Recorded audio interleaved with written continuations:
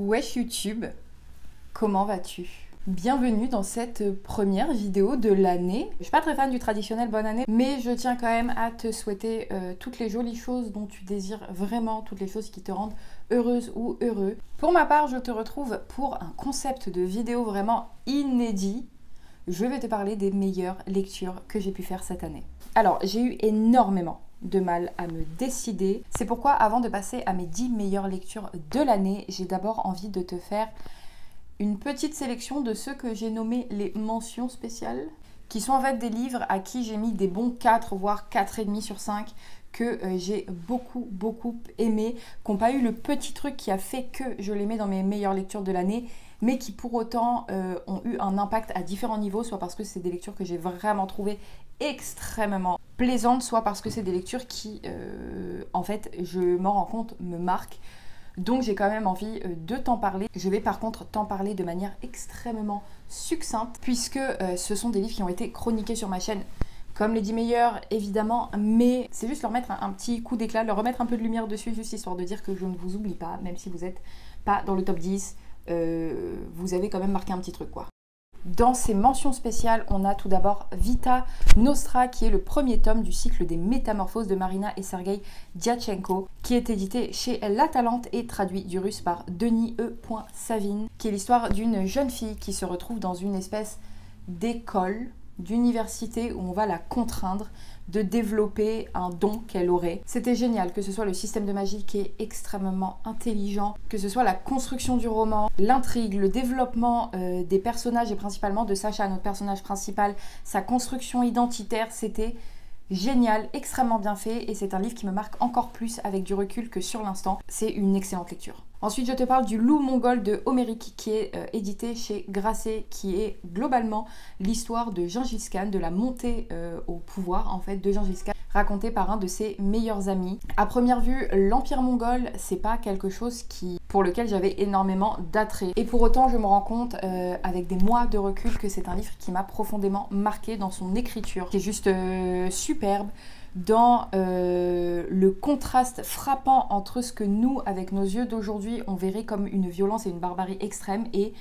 une humanité et un rapport aux autres, à la nature, aux terres, aux animaux, d'une simplicité et moi je trouve d'une vérité qui est juste là aussi sublime. Je vais répéter les mêmes mots tout le long de la vidéo, c'est pas grave. Décomposé de Clémentine Beauvais était forcément dans les mentions spéciales. Clémentine Beauvais manie le vers libre à la perfection pour nous raconter, nous permettre d'entrevoir ce qu'aurait pu être la vie de La Charogne, du poème éponyme de Baudelaire, La Charogne, qui a été cette femme qu'on voit simplement là sur le bord d'un chemin. Qu'est-ce qu'elle a fait de sa vie, qui elle était, ce qu'elle était.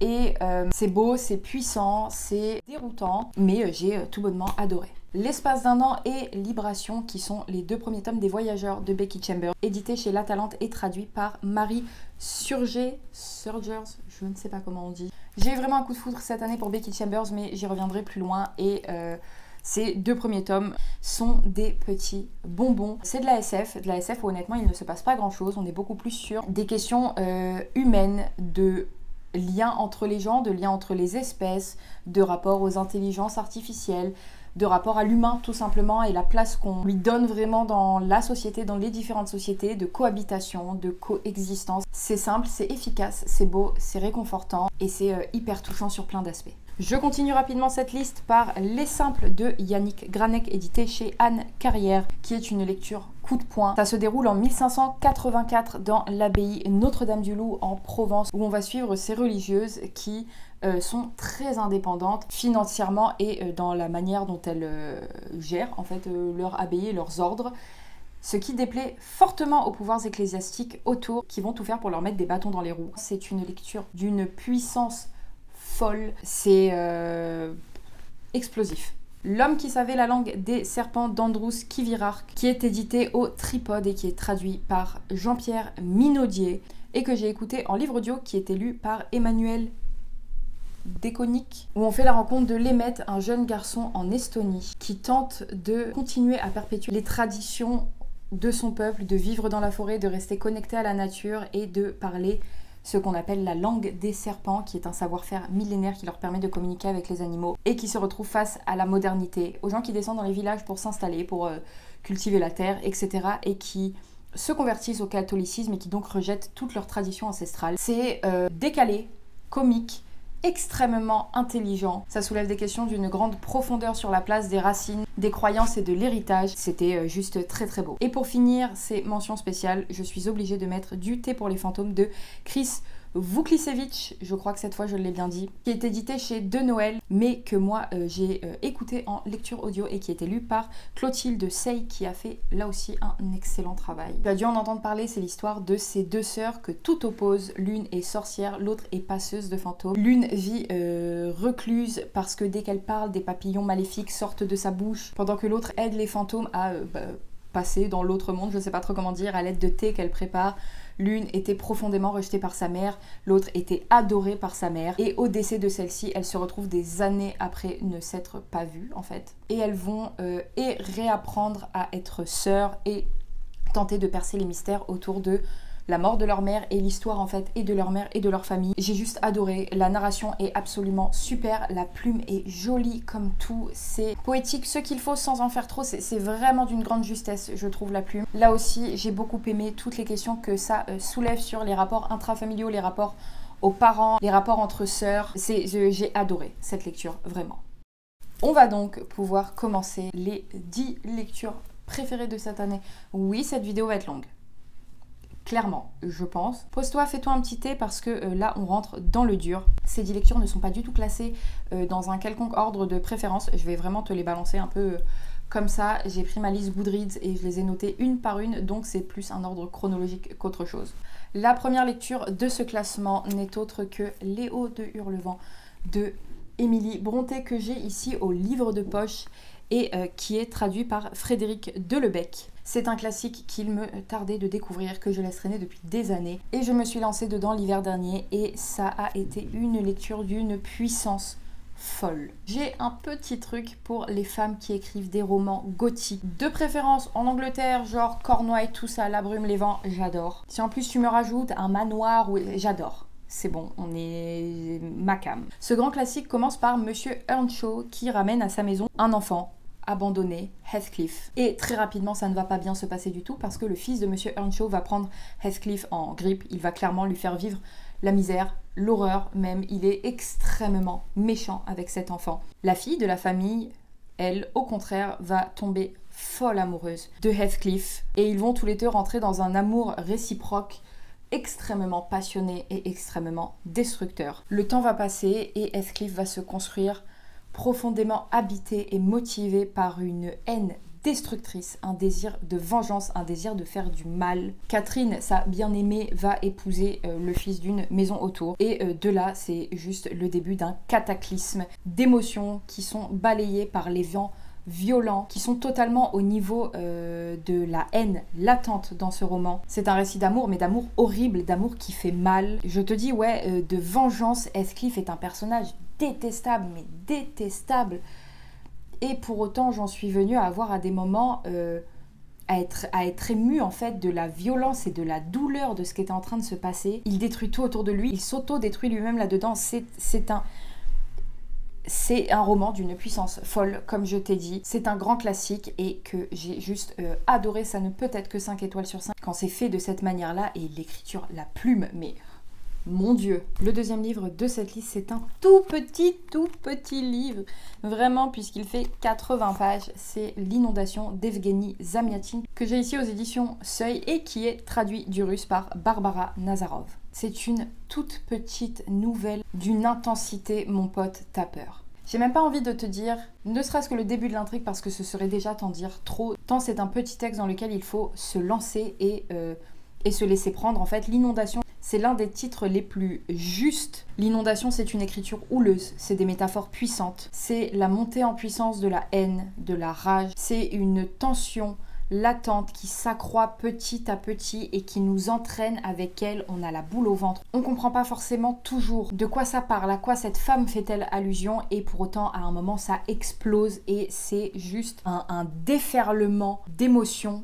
Et ouais, de haine, de rage, de tristesse profonde, de dégoût. L'inondation, je te dis, titre incroyable parce qu'il est question tout le temps de liquide et de fluide. On parle de règles, on parle de larmes, On parle de raz-de-marée d'émotions dans lequel on est tout le temps emporté dans cette inondation en fait. Une pépite. Ensuite, on passe sur un truc un peu plus doux parce que là, vraiment, on commence bien la haine, la vengeance.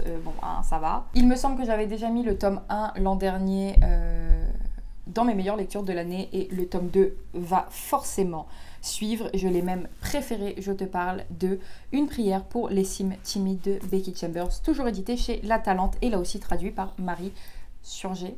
C'est l'histoire de Frère Dex qui est moine de thé et qui aide à apaiser les maux des gens et de Omphale, qui est un robot, dans une société qui a tenté de se faire pardonner beaucoup de choses et qui donc a libéré les robots. Et ces deux espèces ne cohabitent plus, ne se rencontrent plus, et un jour, Frère Dex et Omphale tombent l'un sur l'autre, chacun est en quête de certaines réponses, et ils vont donc commencer un chemin ensemble. C'est un bonbon, c'est un bijou, j'ai même pas les mots, c'est une de mes meilleures lectures de ces dernières années. Le tome 1 était déjà tellement rempli d'amour. Le tome 2, c'est, j'allais dire encore pire, mais au final, c'est encore mieux. C'est profondément humain, c'est pas moralisateur pour un sou. On n'est pas du tout dans quelque chose qui cherche à nous faire réfléchir de manière un petit peu violente. Pas du tout, on nous prend juste la main et on nous invite à regarder les choses vraiment essentielles. Ça remet au centre plein de très jolies choses, ça parle d'échange, de partage, d'amour, d'amitié, de rencontres, d'acceptation. Et c'est en plus de ça une magnifique ode au calme, au repos, à la prise de temps, à la respiration, au silence. C'est là aussi deux petites lectures absolument époustouflantes et qui, moi, m'ont profondément marqué. Quatrième livre de ce super classement, c'est L'ombre du vent, le livre 1. J'ai pas encore lu la suite, mais c'est pas grave, de Carlos Ruiz Zafón, qui est édité chez Babel et qui est traduit par François Maspero. C'est un livre que j'ai lu à un moment de l'année en plus, hyper particulier, où il se passait pas des trucs très fun. Et du coup, je m'y suis vraiment réfugiée. Et ça joue encore plus sur le fait qu'il ait du coup pris une place aussi précieuse dans mon cœur. C'est en plus de ça un des livres préférés de mon mec. C'est lui qui me l'a offert, il voulait absolument que je le lise. Bref, t'as compris, lecture sentimentale. On est ici dans le Barcelone de l'après-guerre civile et on fait la rencontre d'un jeune homme qui s'appelle Daniel Sempere. Son père est libraire et un jour il l'emmène dans une espèce de librairie, d'une bibliothèque un peu secrète qui s'appelle le cimetière des livres oubliés et il demande à son fils de choisir un livre, un seul, qu'il pourra emmener avec lui. C'est alors que Daniel tombe sur un livre qui s'appelle L'ombre du vent, qui est écrit par Julián Carax. Il va rentrer chez lui, le dévorer, le lire, le relire et avoir envie, comme tout le monde en fait, de lire la suite. Sauf que, on sait que ce Julián Carax a écrit d'autres livres, mais pour autant, ils sont introuvables. Et c'est étrange parce que les livres sont introuvables, mais l'homme lui-même, on sait quasiment rien sur lui. On ne sait pas où il était, où est-ce qu'il a vécu, qu'est-ce qu'il fait, pourquoi est-ce que ces livres ont disparu, qui a bien pu faire en sorte de faire disparaître ces livres et pourquoi.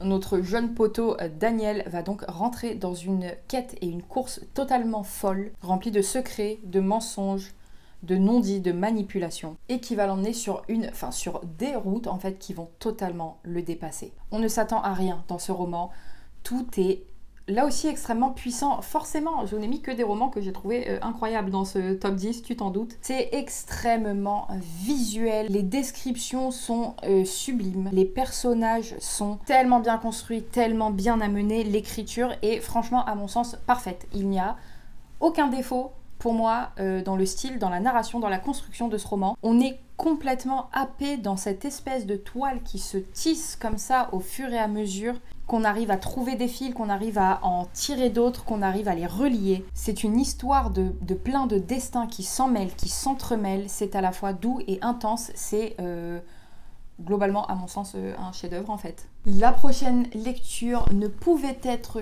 que... je ne pouvais pas ne pas mettre ce livre dans ce top tant je l'ai aimé de tout mon cœur.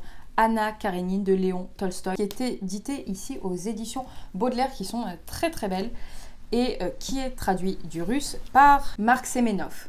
Là aussi, Anna Karénine, c'est un grand classique de la littérature russe qui me faisait envie depuis très longtemps et ça a été un plaisir, juste un énorme plaisir de découvrir cette lecture, de découvrir ces personnages, de découvrir cette plume.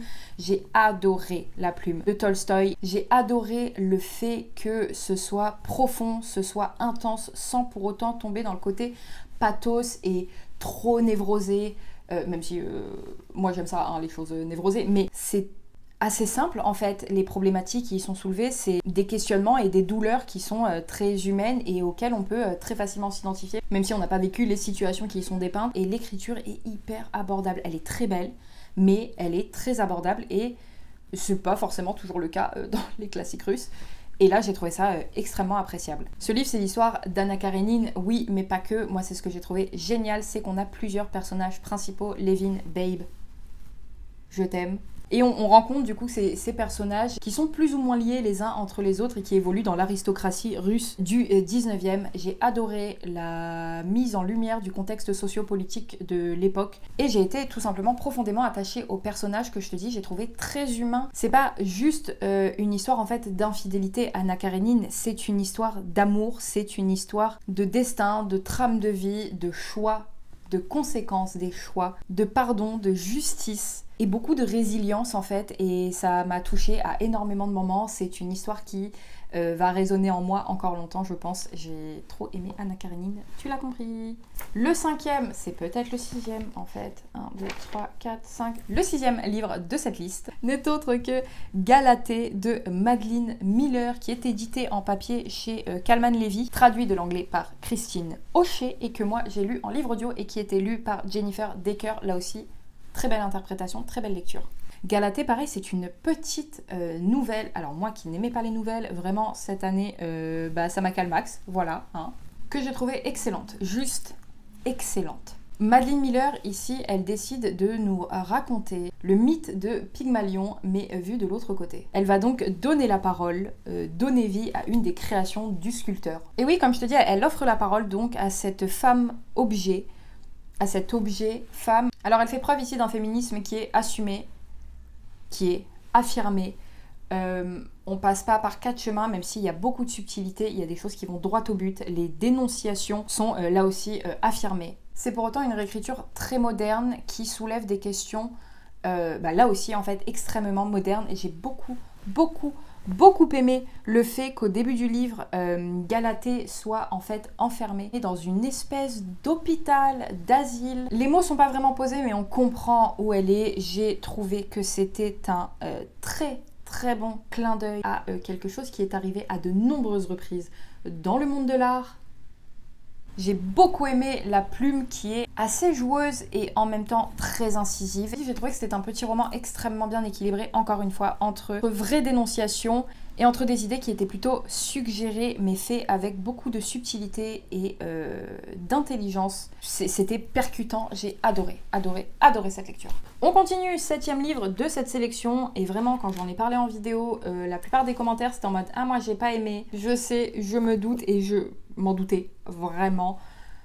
C'est Océan Mer d'Alessandro Baricco. Je ne peux que le mettre là. Ce livre a des moments résonnés d'une telle puissance en moi. C'est un texte qui m'a bouleversée, même si c'est extrêmement perché. Oui, je sais, c'est déconstruit, c'est déroutant, mais putain, qu'est-ce que j'ai aimé. Ce texte, il est édité ici chez Folio et il est traduit par Françoise Brun. Ça va être très difficile d'en parler, je vais essayer de le faire de manière assez succincte. Océan Mer, c'est l'histoire d'une rencontre entre plusieurs personnages qui n'ont pas grand-chose à voir entre eux, si ce n'est qu'ils se retrouvent à la pension Almayer, qui est une pension un peu seule, au milieu de nulle part, au bord de la mer. Ils sont tous très singuliers, ces personnages, et ils sont là parce qu'ils sont en quête de réponses, parce qu'ils ont besoin de trouver quelque chose qui manque à leur vie. C'est en même temps l'histoire d'un naufrage, de gens qui tentent de survivre. Au final, tous ces personnages tentent de vivre, de survivre, sont un peu, eux aussi, dans une sorte de naufrage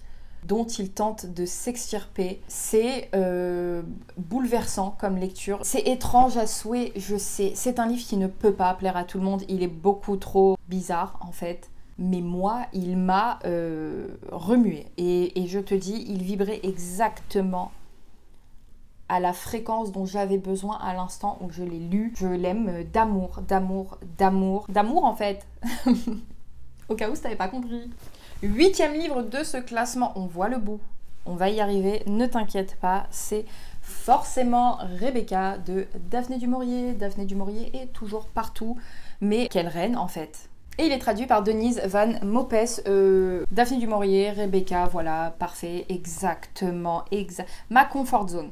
Alors c'est bizarre comme comfort zone, mais c'est un livre parfait, c'est un livre que j'ai dévoré en 48 heures, que j'ai trouvé exaltant, passionnant, complètement entraînant. L'écriture est belle, mais d'une efficacité en plus folle. La construction narrative est intelligente, les personnages sont tellement bien construits, c'est parfait. Dans ce texte, on rencontre une jeune femme qui croise le chemin d'un homme très, ma foi, charismatique, qui s'appelle Maxime de Winter et qui est le propriétaire d'une grande demeure qui s'appelle Manderley. C'est un homme riche, c'est un homme connu dans la petite bourgeoisie, justement pour son domaine et pour le décès tragique, mystérieux et récent de son épouse. Je te la fais courte. Elle va s'éprendre de cet homme, il va finir par la demander en mariage. Et après leur petit voyage de noces, ils vont rentrer s'installer à Manderley, où elle va vite déchanter parce que premièrement, elle va se rendre compte qu'en fait, elle connaît très peu cet homme, que le côté un peu bad boy, mystérieux, c'est fun 5 minutes, mais que dans la réalité des faits, elle sait pas vraiment qui il est. Et en plus de ça, elle va être hantée par la mémoire de l'ex-femme de Maxime de Winter, Rebecca. Rebecca est partout.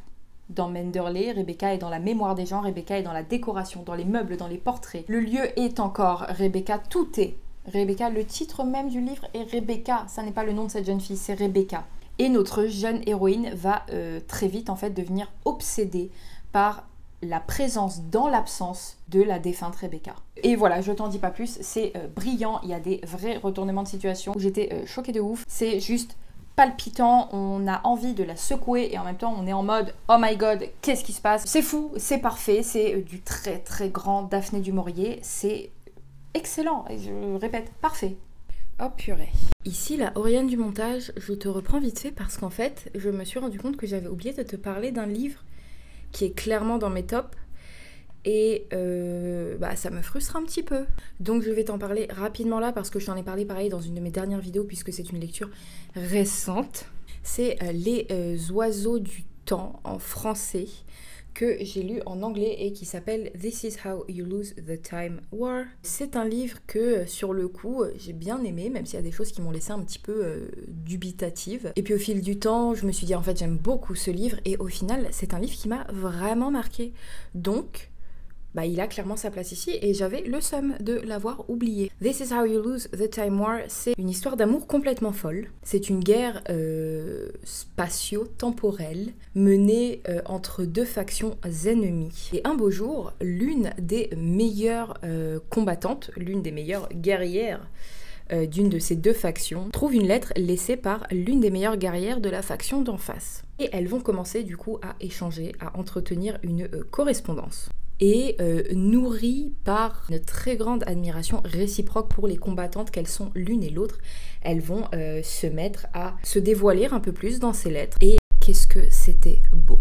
La plume est bluffante, juste sublime en fait. Les mots sont choisis et sont posés avec une précision incroyable. C'est très poétique et juste c'est très beau en fait. C'est superbe comme lecture. En plus de ça, c'est un truc que je n'avais jamais lu. La construction est assez dingue. J'ai pas tout compris, tu te doutes, mais j'ai compris la puissance et l'impact que pouvait avoir ce texte et c'est pour ça qu'il fallait absolument que je t'en parle. Voilà, je te laisse reprendre la vidéo.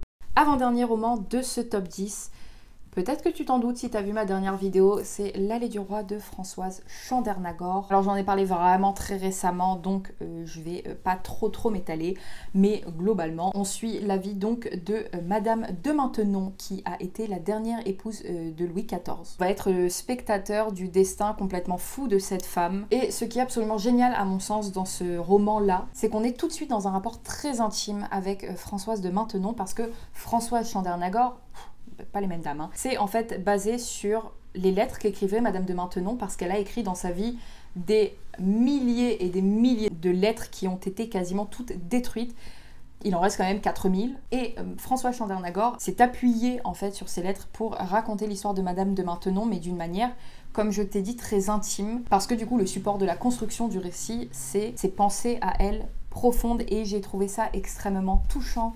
J'ai adoré cette femme, j'ai adoré son envie de bien œuvrer, d'être juste avec elle-même, avec ses convictions, avec ses valeurs. J'ai été tellement touchée par cette femme Je me suis vraiment prise d'affection pour elle et c'était une lecture absolument incroyable. La plume est d'une beauté. Alors, vieux français du XVIIe siècle, c'est dense, mais purée, qu'est-ce que c'est beau quoi. Le dernier livre, j'ai voulu finir sur un truc un peu plus doux. Je me suis dit pour clôturer le truc, tu vois, qu'on reste sur quelque chose de joli et de mignon. C'est La maison au milieu de la mer céruléenne de TJ Klune, édité chez De Saxus. Là-dedans, les coquilles, ça va, pour une fois.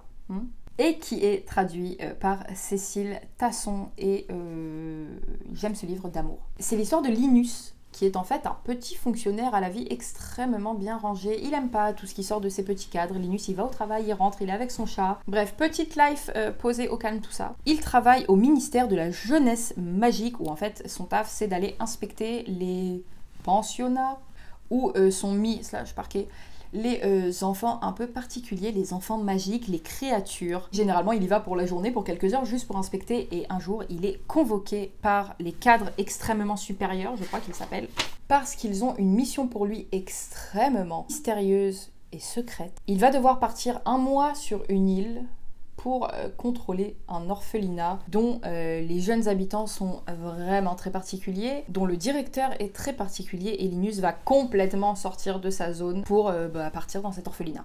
C'est drôle, ça fait du bien, c'est touchant, c'est rempli de tendresse et d'amour. Il y a une romance très mimes, c'est hyper touchant, genre j'ai chouiné à 2 ou 3 reprises, je pense. C'est une lecture qui fait du bien, j'ai adoré la plume, j'ai adoré les descriptions, tout est très onirique, très magique.